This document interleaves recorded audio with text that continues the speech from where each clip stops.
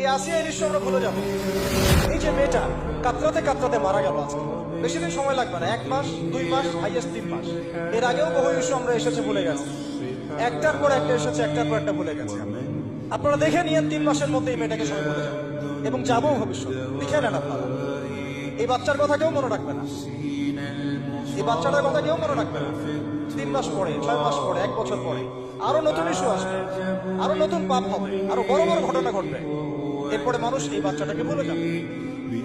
এই বাচ্চাটা কি তার মৃত্যু যন্ত্রণা বলতে পারবে, তার সম্মানহানি বলতে পারবে, তার পিতামাতাকে বলতে পারবে? এখন প্রশ্ন হচ্ছে, তার পিতাকেও যদি আমরা জিজ্ঞাসা করি, ইসলামে রেপের শাস্তি হচ্ছে মৃত্যুদণ্ড, আর ব্যভিচারের শাস্তি হচ্ছে অর্ধেক কোমর পর্যন্ত উঠে পাথর নিক্ষেপ করে হত্যা করা। এবং বিবাহিত ব্যক্তি হলে এই শাস্তি, অবিবাহিত হলে 100 বেত্রাঘাত, 1 বছরের নির্বাসন এবং সমাজ থেকে বয়কট করা। আর ধর্ষণ হলে সরাসরি মৃত্যুদণ্ড। 3 মাস সময় লাগার কথা না, 3 দিনের মধ্যেই করা সম্ভব।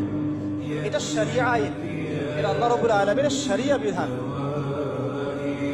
এখন তারাও কি এটাতে রাজি হবে? যারা শোক প্রকাশ করছেন তারা কি এই বিধানটা কার্যকর করতে রাজি হবে? ধর্ষককে সবার সামনে প্রকাশ্যে মৃত্যুদণ্ড দেওয়া হোক, শরিয়া আইন কার্যকর করা হোক, রাজি হবে না। কারণ আপনারা বলবেন এটা করতে গেলে বাংলাদেশ নাকি মৌলবাদী রাষ্ট্র হয়ে যাবে। তো সমস্যার গোড়ায় আপনারা যেতে চান না, ডালপালা নিয়ে নাড়াচাড়া করেন।